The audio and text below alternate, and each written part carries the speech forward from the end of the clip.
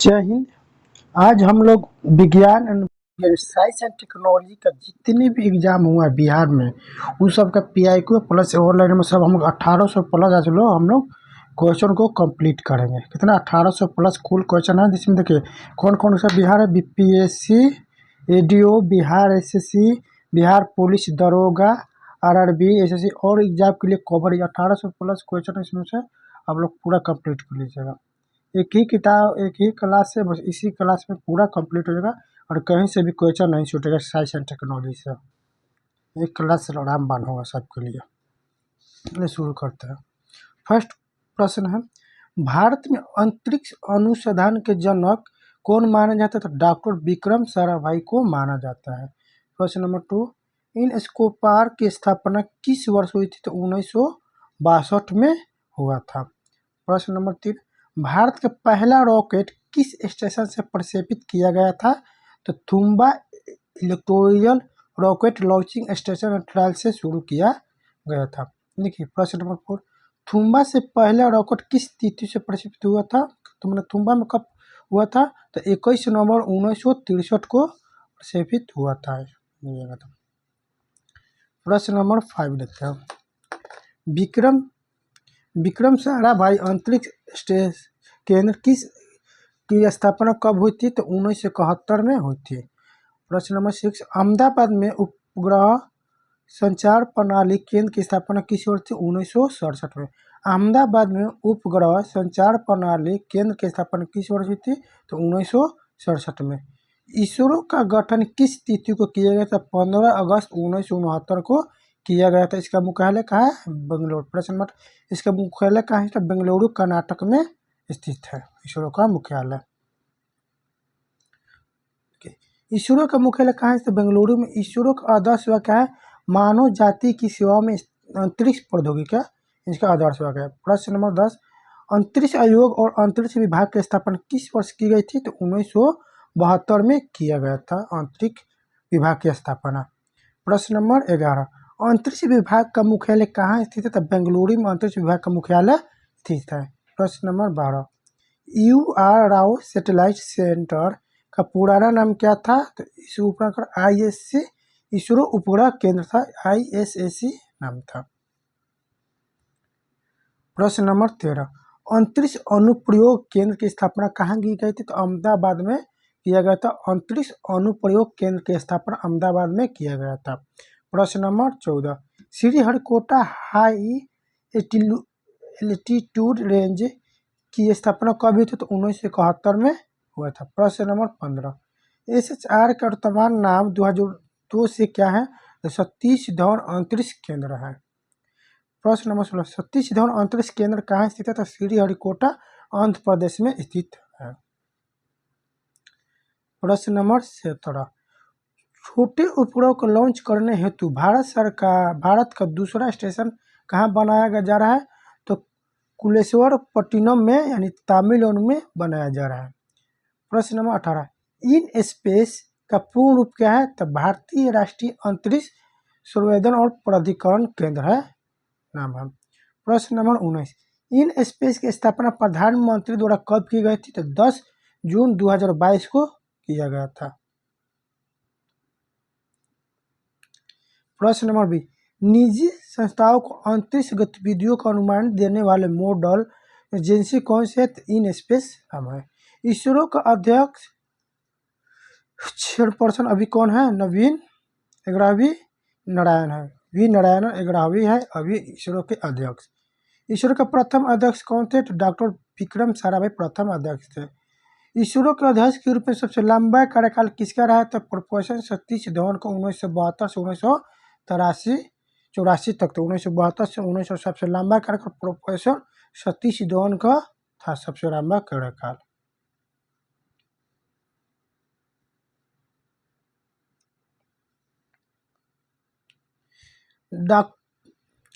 प्रश्न number 30, doctor के कस्तूरी रंगन का कार्यकाल किस अवधि के दौरान था? तो 1994 से 2000 के बीच था। प्रश्न नंबर 24, मंगलयान मिशन के समय इसरो के अध्यक्ष कौन थे? डॉक्टर के राधाकृष्णन थे मंगलयान मिशन के समय इसरो के अध्यक्ष। प्रश्न नंबर 25, चंद्रयान 2 के समय इसरो के अध्यक्ष कौन थे? डॉक्टर के सिवान थे। और चंद्रयान 3 के समय इसरो का अध्यक्ष कौन थे? डॉक्टर एस सोमनाथ थे। वर्तमान में 14 जनवरी 2000 इसरो के अध्यक्ष डॉक्टर बी नारायणन है। प्रश्न number 28, doctor B Narayanan ISRO अध्यक्ष बनने से पूर्व किस केंद्र के निदेशक थे? तो विक्रम साराभाई अंतरिक्ष केंद्र के निदेशक थे। वर्तमान में अंतरिक्ष विभाग के सचिव कौन है? Doctor B R Narayan ISRO का प्रमुख संस्था और कार्य है। प्रक्षेपण यानी लॉन्च व्हीकल के डिजाइन और विकास कार्य कौन सा केंद्र करता है? तिरुवनंतपुरम करता है।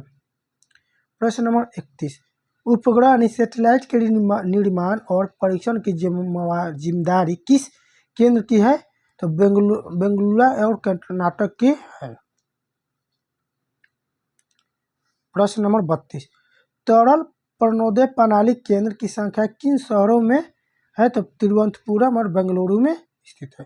प्रश्न नंबर 33, आपदा प्रबंधन और मौसम विज्ञान के लिए अनुप्रयोग कौन सा केंद्र विकसित करता है? तो अहमदाबाद करता है, स्पेस एजेंसी सेंटर।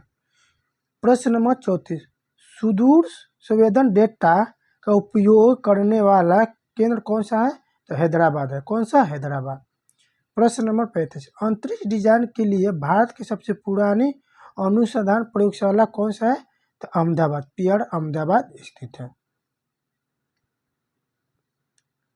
प्रश्न नंबर 36, सुदूर संवेदन से परीक्षण की शिक्षा प्रदान करने वाला संस्था कौन सा है? तो देहरादून, आईआरएस देहरादून स्थित है। प्रश्न नंबर 37, उपग्रह की कक्षा में प्रक्षेपण के बाद प्रबंध करने वाली इकाई मास्टर कंट्रोल फैसिलिटी स्थित है। मास्टर कंट्रोल फैसिलिटी केंद्र किन दो स्थानों पर स्थित है? तो हसन कर्नाटक और भोपाल मध्य प्रदेश में स्थित है। प्रश्न नंबर 39, जड़त्वीय प्रणालियों के विकास के लिए कौन सी यूनिट कार्यरत है? तो तिरुवनंतपुरम यूनिट कार्यरत है। प्रश्न नंबर 40, उत्तर पूर्वी क्षेत्र के विकास के लिए कौन सा केंद्र सहयोग करता है? तो उत्तर पूर्वी अंतरिक्ष उपयोग केंद्र उपयोग करता है। प्रश्न नंबर, भारत का पहला स्वदेशी डिजाइन उपग्रह कौन सा था? तो आर्यभट्ट था। प्रश्न नंबर 42, आर्यभट्ट को किस तिथि को प्रक्षेपित किया गया था? तो 19 अप्रैल 1975 को किया गया था। आर्यभट्ट को किस देश के सहयोग से प्रक्षेपित किया गया था? रूस और सोवियत संघ रूस से किया गया था।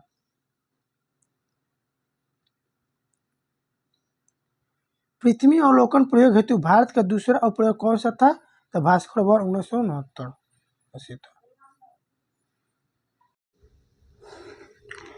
प्रश्न नंबर 45, प्रथम पूर्णतः स्वदेशी प्रक्षेपण यान SLV-3 द्वारा प्रक्षेपित उपग्रह है? तो रोहिणी 1980 है। रोहिणी 1980 है। भारत का पहला प्रायोगिक भू स्थिति संचार उपग्रह कौन सा था? तो एप्पल था। कौन? एप्पल 1981 में प्रक्षेपित किया गया था। प्रश्न नंबर 47, भारत में निर्मित पहला बहुउद्देशीय उपग्रह कौन सा था? तो इनसेट था। इनसेट 2A था।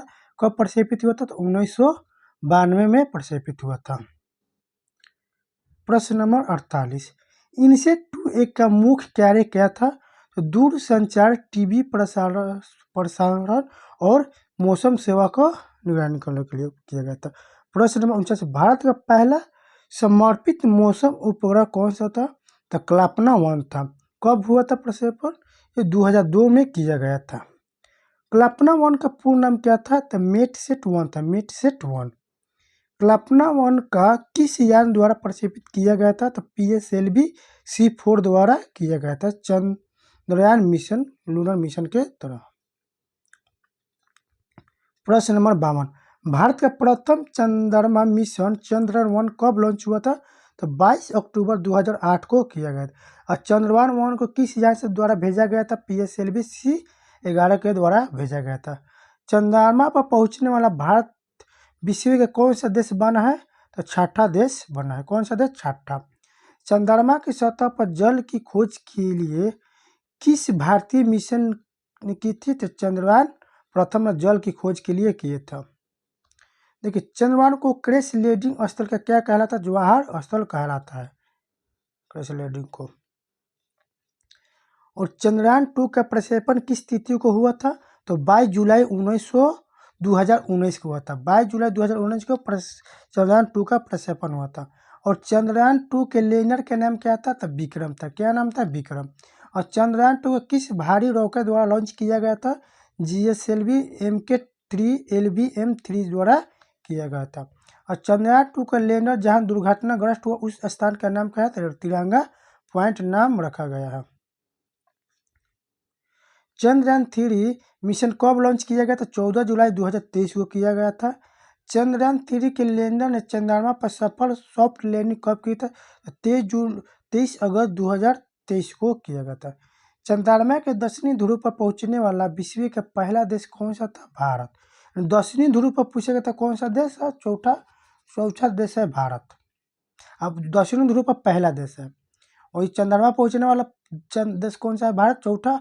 और दक्षिणी ध्रुव पर पहुंचने वाला भारत पहला देश है। चंद्रमा पर सॉफ्ट लैंडिंग करने वाला भारत विश्व में कौन सा देश बन गया? चौथा देश बन गया है। प्रश्न नंबर 65। चंद्रयान-3 के लैंडिंग स्थल को किस नाम से जाना जाता है? शिव शक्ति पॉइंट के नाम से जाना जाता है। चंद्रयान-3 के रोवर के नाम क्या था? तो प्रज्ञान था। रोवर के नाम प्रज्ञान। प्रज्ञान रोवर में LIVS उपकरण ने चंद्रमा पर किस तत्व की पुष्टि की है? तो सल्फर का पुष्टि किया है। प्रश्न नंबर 68। भारत में प्रत्येक वर्ष 23 अगस्त को कौन सा दिवस मनाया जाएगा? तो राष्ट्रीय अंतरिक्ष दिवस मनाया जाएगा। प्रश्न नंबर 69। चंद्रमा से मिट्टी लाने हेतु चंद्रयान-4 किस वर्ष के लिए प्रस्तावित है? तो 2028 के लिए प्रस्तावित है मिट्टी लाने हेतु चंद्रयान-4। मंगल और एस्ट्रोइड द्वारा किया जाएगा। प्रश्न नंबर 17। मंगलयान कब लॉन्च किया गया था? तो 5 नवंबर 2013 को मंगलयान लॉन्च किया गया था। मंगलयान को किस यान द्वारा प्रक्षेपित किया गया था? तो PSLV C-25 द्वारा किया गया था। 72। मंगलयान मंगल की कक्षा में कब पहुंचा था? 24 सितंबर 2014 को पहुंचा था। अपने पहले ही प्रयास में मंगल पर सफल होने वाला विश्व का पहला देश भारत बना। कौन सा था? भारत बना। मंगल की कक्षा में पहुंचने वाला भारत दुनिया का कौन सा देश है? चौथा है। मंगल की कक्षा में पहुंचने वाला भारत दुनिया का कौन सा देश है? चौथा। भारत के प्रथम मल्टी वेवलेंथ स्पेस टेलीस्कोप कौन सा है? तो एस्ट्रोसेट है। एस्ट्रोसेट।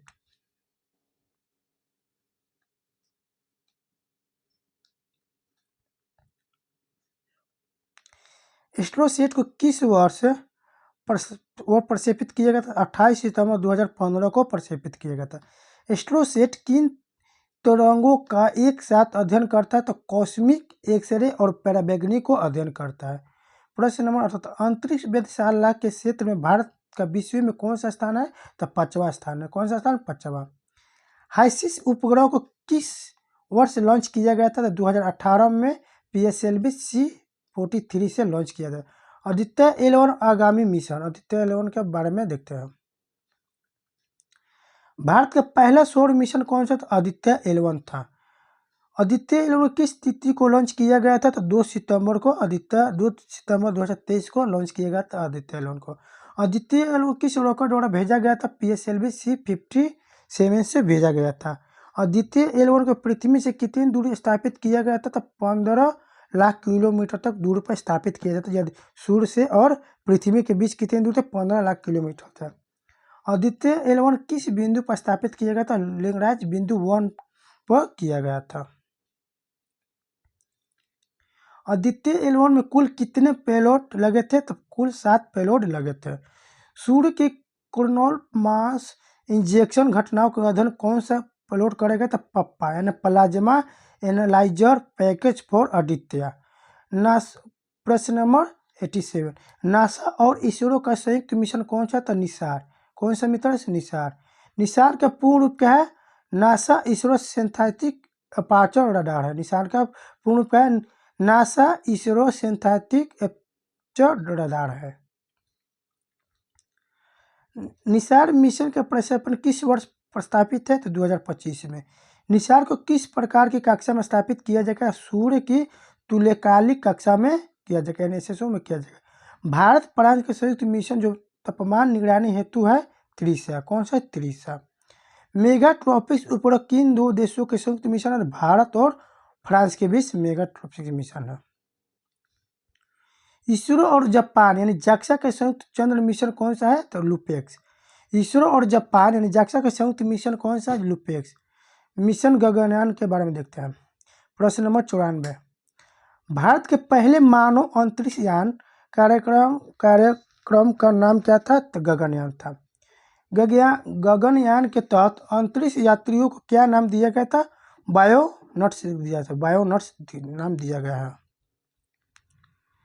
गगनयान मिशन के लिए चयनित 4 बायोनॉट्स के नाम क्या है? तो बालकृष्ण नयन, अजीत कृष्णन, अगन प्रताप और शुभांशु शुक्ला।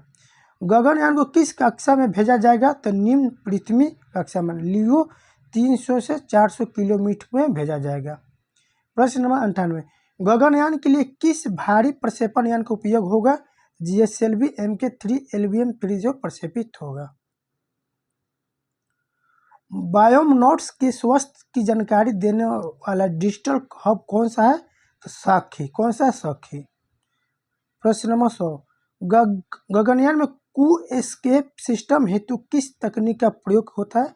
तो केयर का crew model atmospheric re entry experiment है केयर का फॉर्मूला।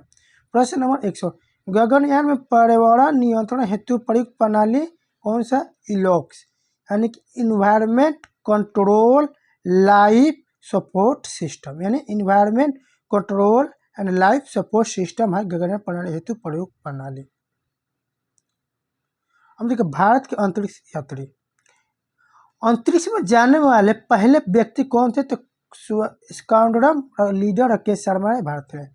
राकेश शर्मा ने किस तिथि को अंतरिक्ष की उड़ान भरी थी? तो 3 अप्रैल 1984 को उड़ान भरी थी। प्रश्न नंबर 104, राकेश शर्मा किस सोवियत यान से अंतरिक्ष गए थे? सोयुज 211 से गए थे। राकेश शर्मा किस देश में कॉस्मोड्रोम से रवाना हुए थे? तो कजाकिस्तान बेकानूर से रवाना हुए थे। प्रश्न नंबर 100, भारत अंतरिक्ष में मानव भेजने वाला विश्व के कौन सा देश बना था? 14वां देश बना था। अंतरिक्ष में मानव भेजने वाला विश्व में कौन सा भारत देश बना था? 14वां देश। भारतीय मूल की पहली महिला अंतरिक्ष यात्री कौन थी? तो कल्पना चावला थी अंतरिक्ष यात्री। कल्पना चावला की मृत्यु किस शटल दुर्घटना में हुई थी? तो कोलंबिया स्पेस शटल नासा द्वारा में भेजा गया था, उसी में था। कल्पना चावला की मृत्यु किस तिथि को? तो 1 फरवरी 2003 को कल्पना चावला की मृत्यु हो गई थी। प्रश्न नंबर 102, रॉकेट 62 घंटे 9 मिनट तक स्पेस वॉक करने वाला भारतीय मूल की यात्री सुनीता विलियम्स है। 111, सुनीता विलियम्स जून 2024 में किस यान से ISS पहुंची? बोइंग स्टारलाइनर से पहुंची थी। क्वेश्चन नंबर 112, भारत का प्रथम उपग्रह आर्यभट्ट कहाँ से लॉन्च किया गया था? तो कपुस्तिनी यार यानी रूस से किया गया था। प्रश्न नंबर 113, भास्कर 1 उपग्रह का मुख्य उद्देश्य क्या था? जल विज्ञान और समुद्र विज्ञान का अध्ययन। प्रश्न नंबर 114, रोहिणी उपग्रह को भारत की धरती से लॉन्च करने वाला रॉकेट SLV-3 है। प्रश्न नंबर 115, एप्पल उपग्रह का पूर्ण रूप क्या है? Ariane passenger payload experiment. प्रश्न नंबर 116, भारत का वह उपग्रह जो शिक्षा के लिए समर्पित है? एंडुसेट है, शिक्षा के लिए समर्पित है। चंद्रयान 17, प्रश्न नंबर 117, चंद्रयान 1 के साथ कितने विदेशी पेलोड भेजे गए थे? तो 6 भेजे गए थे। प्रश्न नंबर 118, मून इंस्पेक्ट प्रोब किस मिशन के हिस्सा था? चंद्रयान 1 का हिस्सा था। मंगलयान मिशन कुल बजट लगभग कितना था? 450 करोड़ रुपये था। मंगलयान मिशन की निर्धारित आयु कितनी थी? 6 महीने थी निर्धारित आयु। मंगलयान मिशन वास्तव में कितने वर्षों तक सक्रिय रहा था? लगभग 8 वर्षों तक सक्रिय रहा था। प्रश्न नंबर 122, एस्ट्रोसेट को कितनी ऊंचाई पर स्थापित किया गया है? तो 650 किलोमीटर पर किया गया है। प्रश्न नंबर 123, चंद्रयान 2 के ऑर्बिटर की निर्धारित आयु कितनी थी? तो 7 वर्ष थी ऑर्बिटर के। प्रश्न नंबर 124, चंद्रयान 2 के लैंडर विक्रम का नाम जिसके सम्मान में रखा गया था डॉक्टर विक्रम साराभाई। प्रश्न नंबर 125, प्रज्ञारोहण में कितने पहिए लगे थे? तो 6 पहिए लगे थे। चंद्रयान 3 में किस लैंडिंग तकनीक का सफल प्रयोग हुआ था? सॉफ्ट लैंडिंग में सफल परीक्षण हुआ था। चंद्रयान 3 के पेलोड यानी एसएसटी के कार्य क्या था? तो चंद्रमा की तापीय स्थिति को मापना था। प्रश्न नंबर 128, चंद्रयान 3 के पेलोड इलासा के क्या माप है? चंद्रयान पर भूकंपीय गतिविधि। प्रश्न नंबर 1, आदित्य एल के मिशन जीवन लगभग कितना था? 5 वर्ष। लैग्रांज बिंदु की पृथ्वी से दूरी कितने? 1.5 मिलियन किलोमीटर दूरी है। आदित्य एल का पेलोड वीएलसी का कार्य क्या है? सौर कोरोना का अध्ययन। शिव पेलोड आदित्य मिशन से क्या कार्य करेगा? तो सौर प्रकाश मंडल और मंडल की इमेजिंग भेजेगा, फोटो भेजेगा। G20 उपग्रह मिशन का प्रस्ताव भारत ने किस वर्ष रखा था? 2023 में रखा था।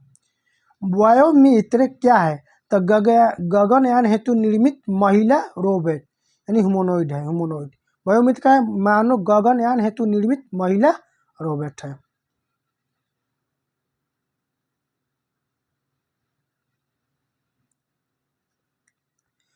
एक 135 प्रश्न नंबर, गगनयान मिशन में कितनी अंतरिक्ष यात्रियों को भेजा जाना प्रस्तावित था? 3 से 4 भेजा जाना प्रस्तावित।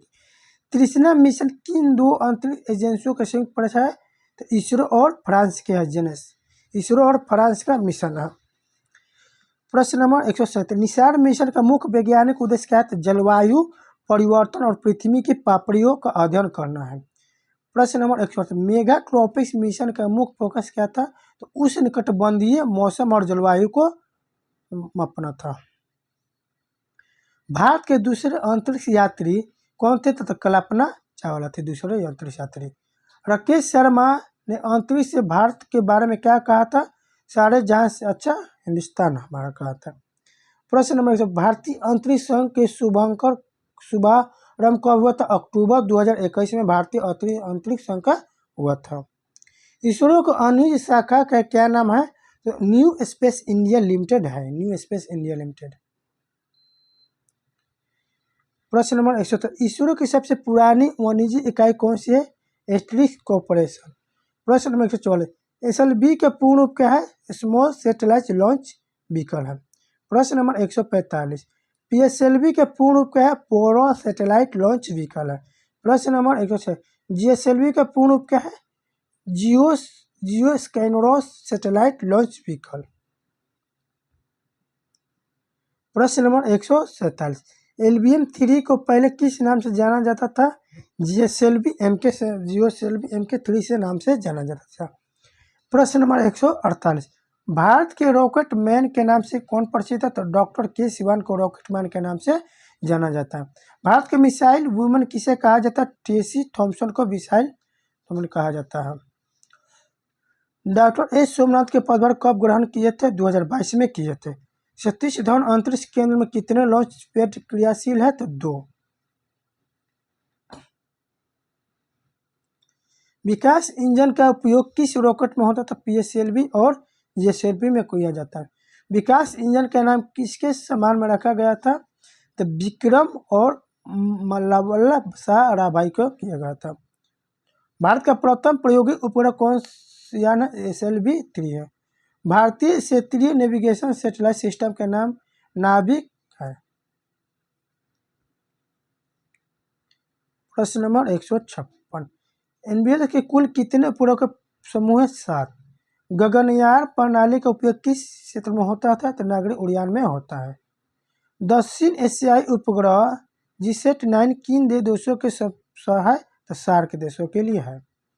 इसरो के किस केंद्र के उपग्रह को पोलैंड बनाया जाता है? SSC को अहमदाबाद में बनाया गया था। प्रश्न नंबर 160, भारत की पहली स्वदेशी रडार इमेजिंग सैटेलाइट रिसेट-1 है। रिसेट-1। प्रश्न नंबर 121, ओशन सेट उपग्रह का मुख्य कार्य क्या है? तो समुद्री अध्ययन है। प्रश्न नंबर 162, फोटोसेट श्रृंखला के उपग्रह का उपयोग मानचित्रणों में होते मैपिंग में होता है। प्रश्न नंबर 163, रिपसेट रॉकेट प्रारंभ किस निजी कंपनी का था? तो स्काई रूट एरोस्पेस का था। प्रश्न नंबर 134, भारत का पहला निजी रॉकेट कौन सा? तो विक्रम-S निजी रॉकेट है भारत का। प्रश्न नंबर 121, अग्निकुल कॉस्मोस से भारत का पहला निजी लॉन्च पैड कहाँ बनाया है? श्रीहरिकोटा में बनाया गया था। प्रश्न नंबर 116, इसरो का टेलीमेट्री ट्रैकिंग और कमांड नेटवर्क इकाई कहाँ है? इसरो बेंगलुरु में स्थित है। प्रश्न नंबर 117, सूर्य पृथ्वी प्रणाली में कितने लैंग्वेज बिंदु है? तो 5, L1 और LV5। प्रश्न नंबर 168, मंगलयान के पेलोड का कार्य क्या है? तो मंगल पर मीथेन गैस की खोज। प्रश्न नंबर 169, चंद्रयान-3 के रोवर प्रज्ञान की मिशन अवधि कितनी थी? तो 14। पृथ्वी दिवस एक 14 पृथ्वी एक चंद्र दिवस 14 पृथ्वी दिवस एक चंद्र दिवस। 170, इसरो द्वारा विकसित सबसे भारी रॉकेट कौन सा? LVM-3 सबसे भारी रॉकेट है इसरो द्वारा। प्रश्न नंबर 161, क्रायोजेनिक इंजन किस रॉकेट ऊपरी चरणों में प्रयुक्त होता है? GSLV द्वारा ऊपरी चरण में होता है। प्रश्न नंबर 172, क्रायोजेनिक ईंधन के रूप में क्या प्रयोग होता है? द्रवित ऑक्सीजन और द्रवित हाइड्रोजन प्रयोग होता है। इसरो द्वारा लॉन्च किया गया सबसे 1G संचार उपग्रह कौन सा? GSAT-11। मंगलयान ने किस तिथि को मंगल की कक्षा में प्रवेश किया था? 24 सितंबर 2014 को। भारत की पहली महिला इसरो मिशन निदेशक थी R ऋतु कड़ीधर। भारत की पहली महिला पूछ रहा है ईशन के, तो R ऋतु कड़ीधर। सतीश धवन अंतरिक्ष केंद्र किस झील के पास है? पुलिकट झील के पास है।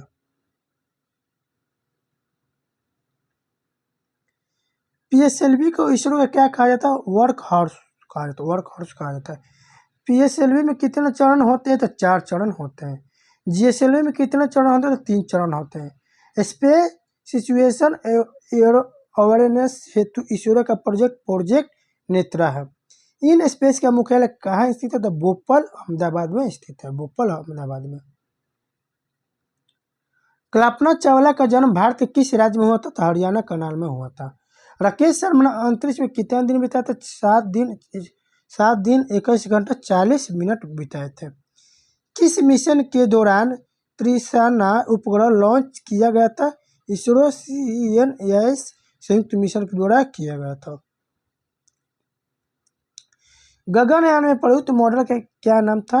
तो सर्विस मॉडल और क्रू मॉडल। भारत का पहला हाइपर स्पेक्ट्रल इमेजिंग उपग्रह HISIS है। इसरो का वह यान जो पूर्ण प्रयोग है LVTD है। इसरो शब्द किस भाषा का संस्कृत रूप था? अंग्रेजी। Indian space research organisation.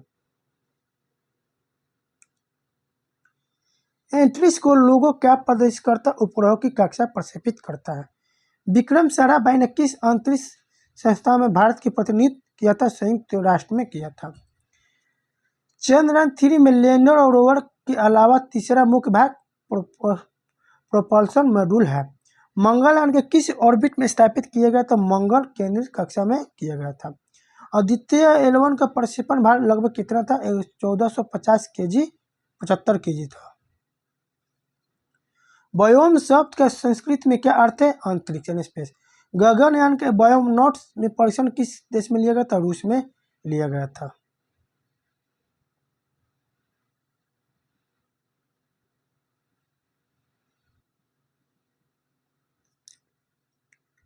प्रश्न नंबर 196, नमो ड्रोन दीदी योजना में इसरो का क्या तकनीकी सहयोग है? तो उपग्रह डेटा और प्रशिक्षण तकनीक है। 197, भारत का वह मिशन जो शुक्र ग्रह के अध्ययन हेतु प्रस्तावित है, शुक्रयान-1। इसरो के वर्तमान अध्यक्ष डॉक्टर B.R. नारायण ने पदभार कब लिया था? 14 जनवरी 2025 को पदभार लिया था। अंतरिक्ष में जाने वाला भारतीय मूल के तीसरे व्यक्ति शीर्षा बादल है। इसरो का भविष्य का भारी रॉकेट जो 10 टन भार ले जा सकेगा, NGLC new generation launch vehicle द्वारा लिया जाएगा। स्पेसएक्स मिशन की निर्धारित प्रक्षेपण तिथि क्या है? 19 जनवरी 2025 से किया गया था। स्पेसएक्स मिशन को किस रॉकेट द्वारा अंतरिक्ष में भेजा जाएगा? GSLV F-15 द्वारा भेजा गया। स्पेडेक्स मिशन किस रॉकेट से भेजा गया था? GSLV F-15 से भेजा जाएगा। स्पेडेक्स मिशन निर्धारित प्रक्षेपण तिथि 19 जनवरी 2025 था। स्पेडेक्स मिशन का मुख्य तकनीकी उद्देश्य क्या है? डॉकिंग और अनडॉकिंग तकनीक का विकास। भारतीय अंतरिक्ष में डॉकिंग तकनीक विकसित करने वाला विश्व का कौन सा देश बनेगा? तो चौथा देश बनेगा। NVS-02 उपग्रह का प्रक्षेपण किस तिथि को निर्धारित किया गया है? तो 30 दिसंबर 2024 को किया गया था। NVS-02 मिशन का मुख्य उद्देश्य क्या है? देश का नौवहन क्षमताओं को बढ़ाना, नेविगेशन को बढ़ाना। एस्पोसेट मिशन को किस तिथि को लॉन्च किया गया था? 1 जनवरी 2024 को लॉन्च किया गया था। एस्पोसेट मिशन का प्राथमिक लक्ष्य किन खगोलीय पिंडों का अध्ययन करना है? तो ब्लैक होल्स और न्यूट्रॉन होल को पढ़ता है। एस्पोसेट को किस प्रक्षेपण यंत्र भेजा गया था? PSLV C-58 द्वारा भेजा गया था। प्रोबा 3 मिशन किस अंतरिक्ष एजेंसी का मिशन है? यूरोपियन स्पेस एजेंसी का मिशन है। इसरो ने प्रोबा 3 मिशन किस तिथि को लॉन्च किया था? 5 सितंबर 2024 को लॉन्च किया था। प्रोबा 3 मिशन को किस रॉकेट से भेजा गया था? PSLV C-59 द्वारा भेजा गया था। प्रोबा 3 मिशन का वैज्ञानिक उद्देश्य क्या है? तो सूर्य के रहस्यों को जानना है। इनसेट EDS मिशन किस मंत्रालय द्वारा सौंपित है? तो पृथ्वी विज्ञान मंत्रालय द्वारा सौंपित है। इनसेट 3DS को किस रॉकेट और कब लॉन्च किया गया था? तो GSLV F-14 द्वारा 17 फरवरी 2024 को लॉन्च किया था। इनसेट 3DS किस प्रकार के उपग्रह है? तो मोशन संबंधित उपग्रह है। सिंगापुर के DSR उपग्रह सहित 7 उपग्रहों को किस यान से प्रक्षेपित किया गया था? तो PSLV C-15 को किया था। 30 जुलाई 2023 को प्रक्षेपित किया गया था। NVS-01 किस श्रृंखला का प्रथम उपग्रह अगली पीढ़ी की NVL श्रृंखला का है? NVS-01 किस रॉकेट से लॉन्च किया गया था? GSLV F-12 मई 2023 को लॉन्च किया था। टेलोस 2 मिशन प्राथमिक उपग्रह किस देश का था? तो सिंगापुर का था। टेलोस 2 को किस रॉकेट द्वारा अप्रैल 2023 में भेजा गया था? तो PSLV C-55 से किया गया था। EOS-08 मिशन का किस लघु रॉकेट द्वारा लॉन्च किया गया था? तो SSLV D3 16 अगस्त 2024 को लॉन्च किया था। EOS-08 मिशन का मुख्य उद्देश्य क्या है? तो पेलोड उपकरणों का निर्माण और माइक्रो सैटेलाइट विकसित करना था।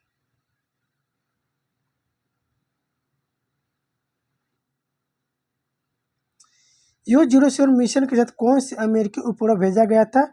जानुस 1 भेजा गया था। EOS-07 को फरवरी 2023 में किस रॉकेट से भेजा गया था? तो SSLV D2 से भेजा गया था। भारत के शुक्र ग्रह हेतु मिशन शुक्रयान 1 कब प्रस्तावित है? तो मार्च 2028 में प्रस्तावित था। शुक्रयान 1 को किस भारी रॉकेट द्वारा भेजा गया था? तो LBM 3 से भेजा गया था। GSAT-N2 को किस निजी कंपनी से रॉकेट में लॉन्च किया जाएगा? तो SpaceX द्वारा यानी फाल्कन 9 द्वारा किया जाएगा। GSAT-N2 मिशन का मुख्य लक्ष्य क्या है? ब्रॉडबैंड सेवाएं और इन फ्लाइट कनेक्टिविटी को बढ़ाना है। GSAT-N2 किस तिथि को प्रक्षेपित किया गया था? तो 19 नवंबर 2024 को प्रक्षेपित किया गया था। GSAT-30 किस प्रकार का उपग्रह संचार उपग्रह है? GSAT-30 को वो कहाँ से प्रक्षेपित किया गया था? तो कोरू फ्रेंच से गुयाना से किया गया था। GSAT-30 को कार्य अवधि कितनी वर्ष निर्धारित किया? 15 वर्ष निर्धारित किया गया था। भारतीय अंतरिक्ष नीति 2023। भारतीय अंतरिक्ष नीति 2023 का मुख्य लक्ष्य क्या था? निजी कंपनियों का भागीदारी बढ़ाना। भारत की अंतरिक्ष अर्थव्यवस्था का 2023 तक कितना पहुंचाने का लक्ष्य है? तो $7 मिलियन पहुंचाने का लक्ष्य है। अंतरिक्ष क्षेत्र में भारत द्वारा कितने नए रोजगार सृजित करने का लक्ष्य है? तो 2 लाख रोजगार सृजित करने का लक्ष्य है। वर्तमान वैश्विक अंतरिक्ष अर्थव्यवस्था का मुख्य आकार कितना है? लगभग $360 बिलियन है। वैश्विक अंतरिक्ष अर्थव्यवस्था में भारत की हिस्सेदारी वर्तमान में कितनी है? तो 2.5% $9.6 बिलियन है। अंतरिक्ष अर्थव्यवस्था में 40% योगदान के साथ विश्व में प्रथम कौन सा अमेरिका है। अंतरिक्ष नीति 2023 के तहत इसरो का मुख्य ध्यान किस पर रहेगा? अनुसंधान और नवाचार पर रहेगा। अंतरिक्ष तकनीक के व्यवसायीकरण जिम्मेदारी किस दी गई है? तो न्यू स्पेस इंडिया लिमिटेड को दिया गया है। निजी कंपनी के लिए एकल खिड़की प्रणाली के रूप में कौन कार्य है? तो इन स्पेस कार्य है। और वैश्विक अंतर्राष्ट्रीय घटनाएं देख लेते हैं। विश्व के प्रथम मानव निर्मित उपग्रह कौन सा था? स्पुतनिक 1 था, जो रूस द्वारा किया गया था। और स्पुतनिक 1 किस तिथि को लॉन्च किया गया था? 4 अक्टूबर 1957 को लॉन्च किया गया था। अंतरिक्ष युग की शुरुआत किस उपग्रह के साथ मानी जाती है? तो स्पुतनिक 1 के साथ मानी जाती है। अंतरिक्ष में जाने वाला प्रथम जीवित प्राणी कौन था? तो लाइका, जो एक कुतिया थे। लाइका को किस उपग्रह द्वारा प्रक्षेपित भेजा गया था? स्पुतनिक 2 3 नवंबर 1957 को भेजा गया था। विश्व के प्रथम संचार उपग्रह कौन सा था? स्कोर था। स्कोर 18 था। 18 दिसंबर 1958 को भेजा गया था। चंद्रमा के अदृश्य भाग का प्रथम चित्र किस यान से भेजा था? तो लूना से भेजा गया था, जो रूस लूना 3 से भेजा गया था। और जुरूस जो 4 अक्टूबर 1959 को भेजा गया था। अंतरिक्ष की यात्रा करने वाला प्रथम मानव कौन था? यूरी गगरिन थे, जो 12 अप्रैल 1961 को गए थे।